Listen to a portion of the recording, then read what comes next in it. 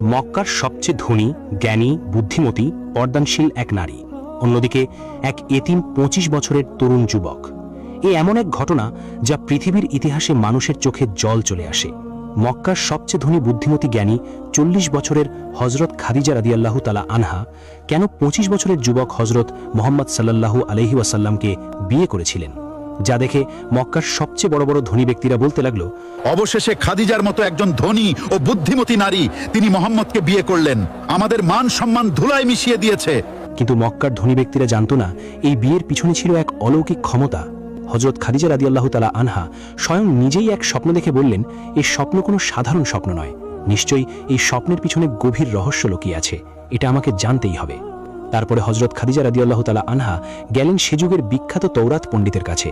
তিনি বললেন, হে খাদিজা, তুমি যে স্বপ্ন দেখেছ এ কোনো সাধারণ স্বপ্ন নয়। তুমি হবে আখেরি নবী, দোজাহানের বাদশাহ হযরত মুহাম্মদ সাল্লাল্লাহু আলাইহি ওয়াসাল্লামের সহধর্মিণী। তারপরে এমন এক ঘটনা ঘটেছিল যা পৃথিবীর ইতিহাস বদলে গিয়েছিল। কি এমন ঘটনা ঘটেছিল? কেন ৪০ বছরের হজরত খাদিজা রাদিয়াল্লাহু তাআলা আনহা একজন এতিমকে বিয়ে করেছিল? এই সমস্ত ঘটনা জানার জন্য সম্পূর্ণ ভিডিওটি দেখতে থাকুন। দয়ার নবী হজরত মুহাম্মদ সাল্লাল্লাহু আলাইহি ওয়াসাল্লাম তখন যুবক, কিন্তু আবু তালেব অর্থনৈতিকের অবস্থা ততটা ভালো ছিল না। অন্যদিকে সেই সময় আরবের ধনী ব্যক্তিদের মধ্যে অন্যতম ছিলেন হজরত খাদিজা রাদিয়াল্লাহু তাআলা আনহা। একদিন চাচা আবু তালেব নবীজিকে ডেকে বললেন, হে মোহাম্মদ, তুমি এখন যুবক, আমারও তো আর্থিক অবস্থা ভালো না, তুমি যদি ব্যবসা বাণিজ্য করতে পারতে তাহলে একটু সচ্ছল হতো। তখন দয়ার নবী সাল্লাল্লাহু আলাইহি ওয়াসাল্লাম বললেন, আমারও তো ইচ্ছে হয়, কিন্তু কোন ব্যবসা করি? তখন আবু তালেব বললেন, হে মোহাম্মদ, সমগ্র আরবের সবচেয়ে ধনী মহিষী নারী হজরত খাদিজার ভীষণ বড় ব্যবসা। মিশর থেকে সিরিয়া, সিরিয়া থেকে শুরু করে সারা বিশ্বে তার ব্যবসা ছড়িয়ে আছে। তার একটা বিশ্বস্ত লোকের দরকার, আর তোমাকে তো সবাই আল আমিন বলে ডাকে। তুমি যদি সেখানে কোনো চাকরি পাও তাহলে কি চাকরিটা করবে? মুহাম্মদ সাল্লাল্লাহু আলাইহি ওয়াসাল্লাম প্রস্তাবে রাজি হলেন। তখন চাচা আবু তালেব হজরত খাদিজা রাদিয়াল্লাহু তাআলা আনহার কাছে এসে খুবই অনুরোধ করে বললেন, হে খাদিজা, তুমি তো এই আরবের সবচেয়ে ধনী ব্যবসায়ী, শুনেছি তোমার বিশ্বস্ত একজন লোকের দরকার। আমার ভাতিজা মুহাম্মদের নাম নিশ্চয়ই শুনেছ। তার মতো চরিত্রবান ভালো মানুষ সমগ্র আরবে দ্বিতীয় দেখা যায় না। সবাই তাকে আল আমিন বলে ডাকে। সে এতিম, তাকে যদি ব্যবসার দায়িত্বটা দিতে তাহলে আমার এবং আমার ভাতিজা মুহাম্মদের একটু আর্থিক অবস্থা ভালো হতো। তখন হজরত খাদিজা রাদিয়াল্লাহু তাআলা আনহা বললেন, ঠিক আছে, তুমি তাকে ডেকে নিয়ে এসো, আমি ব্যবসার সমস্ত দায়িত্ব বুঝিয়ে দেব। এই কথা শুনে চাচা আবু তালেব বাড়ির পথে রওনা হলেন। অতঃপর পরের দিন চাচা আবু তালেব প্রিয় নবীজি সাল্লাল্লাহু আলাইহি ওয়াসাল্লামকে সাথে নিয়ে হজরত খাদিজা রাদিয়াল্লাহু তাআলা আনহার বাড়িতে এলেন। প্রিয় নবীজিকে বাইরে রেখে চাচা আবু তালেব ঘরের ভিতরে গেল। তখন হজরত খাদিজা রাদিয়াল্লাহু তাআলা আনহা জিজ্ঞাসা করলেন, তোমার ভাতিজা মুহাম্মদ কোথায়? চাচা আবু তালেব বললেন, মুহাম্মদ ঘরের বাইরে দাঁড়িয়ে আছে। খাদিজা রাদিয়াল্লাহু তাআলা আনহা ঘরের ভিতর থেকে লক্ষ্য করে দেখলেন প্রখর রৌদ্রে মুহাম্মদ সাল্লাল্লাহু আলাইহি ওয়াসাল্লাম দাঁড়িয়ে, কিন্তু কোথা থেকে এক টুকরো মেঘ নবীজিকে ছায়া করে রেখেছে। প্রিয় নবীজির শরীরে রোদের তীব্রতা নবীজির শরীরে লাগতে দিচ্ছে না, অথচ চারিদিকে প্রখর রৌদ্র। এরূপ ঘটনা দেখে হজরত খাদিজা রাদিয়াল্লাহু তাআলা আনহা বুঝতে পারলেন যে তিনি সাধারণ কোনো ব্যক্তি নয়। কিছুক্ষণ পর এক স্থানে সবাইকে ডাকলেন। তারপর প্রিয় নবীজিকে ব্যবসার সমস্ত কার্যকলাপ বুঝিয়ে দিলেন। কয়েকদিন পর ব্যবসার উদ্দেশ্যে বিদেশ সফর করার জন্য সমস্ত লোক ও মালামাল সহ প্রিয় নবীজি সিরিয়া যাবার উদ্দেশ্যে রওনা হলেন। দুর্গম পথ দিয়ে মালামাল নিয়ে চলতে লাগলো। অনেক পথ অতিক্রম করার পর যখন সবাই ক্লান্ত তৃষ্ণার্ত হয়ে পড়ল, তখন এক স্থানে সবাই বিশ্রাম নিচ্ছিলেন। প্রিয় নবীজি সাল্লাল্লাহু আলাইহি ওয়াসাল্লামও একটি গাছের নিচে বিশ্রাম নিচ্ছিলেন। খাদিজার বিশ্বস্ত পরিচারিকা লক্ষ্য করলেন রোদ তার গায়ে পড়ছে, ঠিক তখনই গাছের ডাল যেন নিজে থেকে নুয়ে তাকে ছায়া দিতে লাগলো, আর আকাশে ভেসে এলো একখণ্ড মেঘ, যা শুধু তার মাথার উপরেই ছায়া বিস্তার করলো, অথচ আশপাশের প্রান্তর তখনও রোদে ঝলমল করছে। পরিচারিকা অবাক হলেন, কিন্তু কাউকে কিছু বললেন না। সিরিয়ায় পৌঁছে মালামাল বিক্রি করে লাভের হিসাব গুছিয়ে কাফেলা মক্কায় ফিরল। নবীজি খাদিজার কাছে অত্যন্ত স্বচ্ছ ও নিখুঁত হিসাব পেশ করলেন। খাদিজা লক্ষ্য করলেন বহু বছরের ব্যবসায়িক অভিজ্ঞতায় এত লাভ আর এত সততাপূর্ণ হিসাব তিনি আগে কখনো পাননি। একদিন নির্জনে বসে সেই পরিচারিকা খাদিজাকে বললেন, তুমি কি লক্ষ্য করেছ মুহাম্মদ কোনো সাধারণ মানুষ নন? সফরে গিয়ে দেখেছি মেঘ তাকে ছায়া দিচ্ছে, গাছও তার জন্য নুয়ে পড়ছে, অথচ অন্য কারো প্রতি এমন কিছু ঘটে না। খাদিজা মৃদু হেসে বললেন, হ্যাঁ, আমিও লক্ষ্য করেছি, আর এটাও দেখেছি তার মতো সত্যবাদী, বিশ্বস্ত, চরিত্রবান যুবক এই মক্কায় আর দ্বিতীয় নাই। আমার ব্যবসায়িক জীবনে এমন লাভ ও বরকত এই প্রথমবার দেখলাম, আর তা কেবল তারই কল্যাণে। সেই রাতে খাদিজা রাদিয়াল্লাহু আনহা একটি অদ্ভুত স্বপ্ন দেখলেন। আকাশের চাঁদ যেন মৃদু হাসছে, তার আলোয় চারিদিক আলোকিত, আর সেই চাঁদ ধীরে ধীরে নেমে এসে তার কোলে এসে বসল। ঘুম ভেঙে গেলে তিনি বসলেন, এটি কোনো সাধারণ স্বপ্ন নয়। পরদিন সকালেই তিনি ছুটে গেলেন সে যুগের একজন খ্যাতনামা পণ্ডিতের কাছে। তাকে স্বপ্নের বিবরণ শোনালেন এবং জিজ্ঞাসা করলেন, এখন আমার করণীয় কি? পণ্ডিত ধীর গম্ভীর স্বরে বললেন, হে খাদিজা, তুমি যা দেখেছ তা সাধারণ কোনো স্বপ্ন নয়। প্রাচীন কিতাবের বর্ণনা মিলিয়ে আমি বুঝতে পারছি ভবিষ্যতে তুমি সেই আখেরি নবীর জীবন সঙ্গিনী হতে চলেছ যিনি দুজাহানের বাদশাহ হবেন। এ কথা এখনই প্রকাশ করো না। বুদ্ধিমতী ও বিচক্ষণ খাদিজার আর কিছু বুঝতে বাকি রইল না। মনে মনে ভাবলেন, এমন একজন মানুষের সহধর্মিণী হতে পারলে তার চেয়ে সৌভাগ্যবতী নারী পৃথিবীতে আর কে হতে পারে। ঘরে ফিরে খাদিজা রাদিয়াল্লাহু আনহা তার পরিচারিকাকে ডেকে বললেন, আজ তোমাকে একটি বিশেষ বার্তা নিয়ে যেতে হবে। তুমি তো জানোই আমার কোনো স্বামী নেই, আর ধন সম্পদেরও অভাব নেই আমার। আমি সংসার করতে চাই। আল আমিন মুহাম্মদের কাছে গিয়ে বলো খাদিজা তার সাথে বিবাহ বন্ধনে আবদ্ধ হতে ইচ্ছুক। পরিচারিকা নবীজির কাছে গিয়ে বললেন, হে মোহাম্মদ, আপনার কর্ম ও চরিত্র দেখে খাদিজা অত্যন্ত মুগ্ধ। আজ আমি ব্যবসার কথা বলতে আসিনি, একটি সুসংবাদ নিয়ে এসেছি। নবীজি জিজ্ঞেস করলেন, কি সুসংবাদ? পরিচারিকা প্রথমে জিজ্ঞেস করলেন, আপনি তো যুবক, বিয়ের বয়স পেরিয়ে যাচ্ছে, তবু বিয়ে করছেন না কেন? নবীজি নম্রভাবে বললেন, আমার আর্থিক অবস্থা তো সবারই জানা, আর এখনও এ বিষয়ে বিশেষ কোনো নির্দেশনাও আসেনি। তখন পরিচারিকা বললেন, মনে করুন যদি এমন কোনো সুন্দরী, বুদ্ধিমতী, সচ্ছল নারী আপনাকে বিয়ে করতে চান, আপনি কি রাজি হবেন? নবীজি জানতে চাইলেন সেই নারী কে। উত্তরে পরিচারিকা বললেন, তিনি স্বয়ং হযরত খাদিজা। কিছুক্ষণ নীরব থেকে নবীজি বললেন, এ বিষয়ে আমার চাচা আবু তালেবের সাথে কথা বলুন, তার পরামর্শ ছাড়া আমি কিছু বলতে পারবো না। পরিচারিকা আবু তালেবের কাছে গিয়ে সব খুলে বললেন। আবু তালেব বললেন, প্রস্তাব চমৎকার, তবে কিছুদিন ভাবতে দাও। 3 দিন পর আবু তালেব নবীজির কাছে এসে বললেন, হে মুহাম্মদ, খাদিজার মতো ধনী বিচক্ষণ নারী এই মক্কায় দ্বিতীয় নেই। যেহেতু প্রস্তাব তার তরফ থেকেই এসেছে, আমার মতে তোমার এতে রাজি হওয়া উচিত। নবীজি বললেন, চাচাজান, আপনার কথাই আমার কাছে চূড়ান্ত, কিন্তু 3 দিন সময় নেওয়ার কারণ কি? আবু তালেব গভীর স্বরে বললেন, হে মুহাম্মদ, তোমার সামনে যে পথ তা বড় কঠিন। তুমি একদিন সবার প্রতিপক্ষ হয়ে যাবে, কারণ তুমি হবে শেষ নবী। তখন রক্তের সম্পর্কের মানুষও তোমার পাশে নাও থাকতে পারে। শুধু খাদিজাই হয়তো তোমার প্রকৃত সহায় হয়ে থাকবেন। তার মতো বুদ্ধিমতী নারী তোমাকে আগলে রাখতে পারবেন। তাই এই প্রস্তাবে রাজি হয়ে যাও। অতঃপর আবু তালেব খাদিজার কাছে গিয়ে সম্মতি জানালেন, হে খাদিজা, আমরা রাজি, বিয়ের প্রস্তুতি নাও। এভাবেই 2 মহান হৃদয়ের মিলন ঘটল পবিত্র বিবাহ বন্ধনে। বিয়ের খবর মক্কার অলিগলিতে ছড়িয়ে পড়তেই কিছু ধনী বণিক ঈর্ষায় জ্বলে উঠল। তারা বলাবলি করতে লাগল, খাদিজার মতো বিচক্ষণ নারী শেষ পর্যন্ত একটি এতিমকে বিয়ে করলেন, এর চেয়ে লজ্জার কি হতে পারে? কেউ কেউ সরাসরি খাদিজার কাছে গিয়ে কটু কথা বলল, আমরা তোমাকে মক্কার সবচেয়ে ধনী বণিকের সাথে বিয়ে দিতে চেয়েছিলাম, আর তুমি কিনা এতিমকে বিয়ে করলে? এ কেমন বিবেচনা তোমার? খাদিজা রাদিয়াল্লাহু আনহা তখন কিছু বললেন না। কিছুদিন পর তিনি মক্কার সব বিশিষ্ট ধনী ব্যবসায়ীদের নিমন্ত্রণ জানালেন, খাবার পরিবেশন করলেন। অতঃপর দৃঢ় কণ্ঠে সবার উদ্দেশ্যে বললেন, হে মক্কার সম্মানিত ভাইয়েরা, আপনারা আমাকে অনেক কথা শুনিয়েছেন। এবার বলুন তো, আমার স্বামী কুরাইশ বংশের সন্তান, এর চেয়ে উঁচু বংশ কি আর কোথাও আছে? সবাই এক বাক্যে বলল, না, এর চেয়ে উঁচু বংশ নেই। খাদিজা আবার বললেন, আমার স্বামীর মতো সৎ, সত্যবাদী, বিশ্বস্ত চরিত্রের কোনো মানুষ কি এই মক্কায় আছে? সবাই বলল, না, এমন কেউ নেই।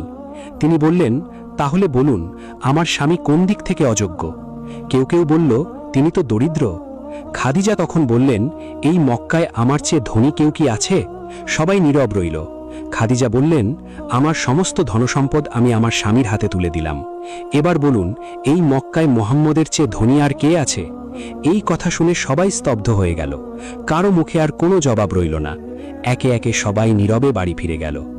খাদিজা রাদিয়াল্লাহু আনহা সত্যিই তার সমস্ত ধনসম্পদ নবীজির হাতে তুলে দিলেন এবং বললেন, এই সম্পদের একমাত্র মালিক এখন আপনি, যেভাবে ইচ্ছা ব্যবহার করুন। নবীজি কখনোই ধনসম্পদের প্রতি আসক্ত ছিলেন না। তিনি সেই সম্পদ 2 হাতে বিলিয়ে দিলেন দরিদ্র ও অসহায় মানুষের মাঝে। খাদিজা এতে বিন্দুমাত্র অসন্তুষ্ট হননি, বরং আনন্দিত হয়েছিলেন। মক্কার মানুষ বলাবলি করত, মুহাম্মদের কাছে সাহায্য চেয়ে কেউ কখনো খালি হাতে ফেরে না। দিন যেমন কাটছিল, তেমনি খাদিজার সূক্ষ্ম দৃষ্টি একটি বিষয় এড়াতে পারছিল না। সে সময়ের আরব সমাজ ছিল অন্যায় অবিচারে ভারাক্রান্ত। শক্তিশালীরা দুর্বলের ওপর অত্যাচার চালাত, এতিমের অধিকার হরণ করা হতো, দরিদ্রের আর্তনাদ কেউ শুনত না। মানুষ পাথরে গড়া মূর্তির সামনে মাথা নত করত, অথচ সেই স্থান তো এক আল্লাহর ইবাদতের জন্য নির্ধারিত ছিল। এসব দৃশ্য নবীজির হৃদয়কে ভারাক্রান্ত করত। খাদিজা বুঝতে পারলেন তার স্বামীর নীরবতা কোনো পার্থিব দুঃখের নয়, এ এক এমন হৃদয়ের নীরবতা যা সমগ্র মানবজাতির মুক্তি কামনা করে। এরপর থেকে তিনি লক্ষ্য করতে লাগলেন নবীজি প্রায়ই মক্কার কোলাহল ছেড়ে নির্জন পাহাড়ের দিকে চলে যান। সেখানে দীর্ঘ সময় ধরে ধ্যানমগ্ন থাকেন, আল্লাহর সৃষ্টি নিয়ে গভীর চিন্তায় ডুবে যান। তখনও কেউ জানত না মক্কার সেই নির্জন পাহাড়, সেই ছোট্ট গুহা হেরা শীঘ্রই এমন এক ঘটনার সাক্ষী হতে চলেছে যার আলোক আজও কোটি কোটি মানুষের হৃদয়ে আলোকিত করে চলেছে। একদিন গভীর রাতে হেরা গুহার অন্ধকারে একা বসেছিলেন নবীজি। হঠাৎ চারপাশ এক অদ্ভুত আলোয় ভরে উঠল। তিনি অনুভব করলেন সামনে দাঁড়িয়ে আছেন এক নুরানি চেহারার বিশাল অবয়ব, ফেরেশতা জিব্রাইল আলাইহিসসালাম। ভয়ে নবীজির শরীর কেঁপে উঠল। সেই নুরানি কণ্ঠে বলা হলো, পড়ো। নবীজি কম্পিত কণ্ঠে বললেন, আমি তো পড়তে জানি না। আবার বলা হলো, পড়ো। আবারও একই উত্তর এলো। তৃতীয়বার ফেরেশতা বললেন, পড়ো, তোমার প্রভুর নামে, যিনি সৃষ্টি করেছেন। মানুষকে সৃষ্টি করেছেন রক্তপিণ্ড থেকে। পড়ো, আর তোমার প্রভু মহান দয়ালু, যিনি কলমের মাধ্যমে শিক্ষা দিয়েছেন, মানুষকে শিখিয়েছেন যা সে জানত না। এই বাণী যেন নবীজির হৃদয় খোদাই হয়ে গেল। তিনি বুঝলেন এটি কোনো স্বপ্ন নয়, এটাই আল্লাহর পক্ষ থেকে আসা প্রথম বাণী। ভয়ে আতঙ্কে কাঁপতে কাঁপতে তিনি গুহা থেকে দৌড়ে বাড়ি ফিরলেন। ঘরে পৌঁছে বললেন, আমাকে চাদর দিয়ে ঢেকে দাও, আমাকে চাদর দিয়ে ঢেকে দাও। খাদিজা রাজিয়াল্লাহু আনহা চমকে উঠে দ্রুত চাদর এনে তাকে ঢেকে দিলেন। নবীজির শরীর তখনও কাঁপছিল। কিছুক্ষণ পর কম্পন কমে এলে খাদিজা কোমল স্বরে জিজ্ঞেস করলেন, কি হয়েছে আপনার? নবীজি ধীরে ধীরে পুরো ঘটনা বর্ণনা করলেন। শেষে বললেন, আমার ভয় হচ্ছে। আমার কি হলো? খাদিজা তখন যে কথাগুলো বললেন তা যুগে যুগে স্মরণীয় হয়ে থাকবে। না, কখনোই না। আল্লাহ আপনাকে কখনো লাঞ্ছিত করবেন না, কারণ আপনি আত্মীয়তার বন্ধন রক্ষা করেন, দুর্বলের বোঝা বহন করেন, নিঃস্বদের সাহায্য করেন, অতিথির সম্মান রাখেন এবং সত্যের পথে বিপদগ্রস্ত মানুষের পাশে দাঁড়ান। এই আশ্বাস বাণীতে নবীজির অস্থির হৃদয়ে কিছুটা প্রশান্ত হল। পরদিন খাদিজা নবীজিকে নিয়ে গেলেন তার জ্ঞাতি ভাই ওয়ারাকা ইবনে নৌফালের কাছে। বৃদ্ধ এই পণ্ডিত তওরাত ও ইঞ্জিল সম্পর্কে গভীর জ্ঞান রাখতেন। নবীজি সব ঘটনা তাকে খুলে বললেন। শুনে ওয়ারাকার চোখ উজ্জ্বল হয়ে উঠল। তিনি বললেন, এ তো সেই মহান ফেরেশতা যাকে আল্লাহ পূর্বে মুসার কাছে পাঠিয়েছিলেন। নবীজি জিজ্ঞেস করলেন, তারা কি আমাকে তাড়িয়ে দেবে?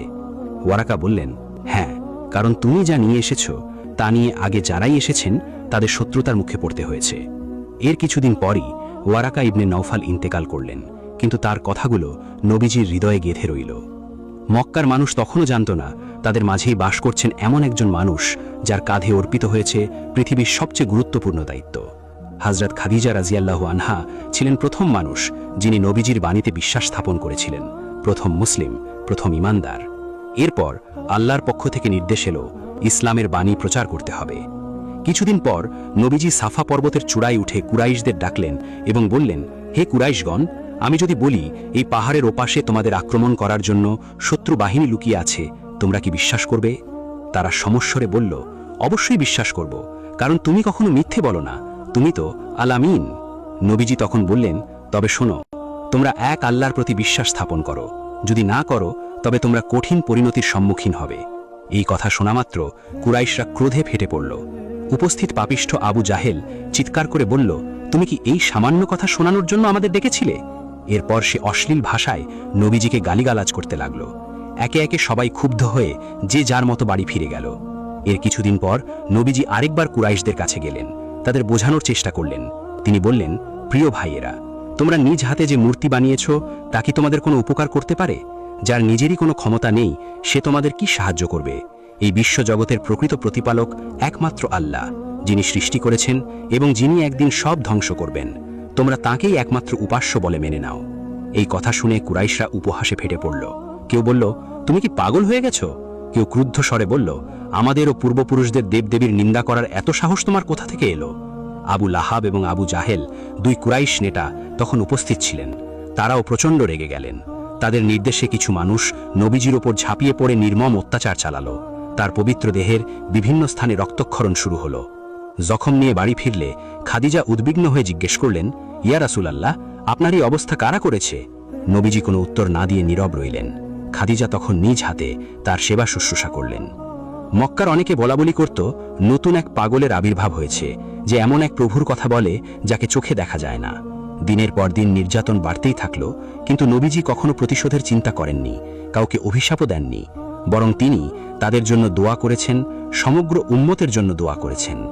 এই হলো সেই মহান দম্পতির গল্প, যেখানে একজনের সততা আর বিশ্বস্ততা অন্যজনের হৃদয়ে আস্থার বীজ বুনেছিল, আর সেই আস্থাই একদিন হয়ে উঠেছিল ইসলামের প্রথম স্তম্ভ।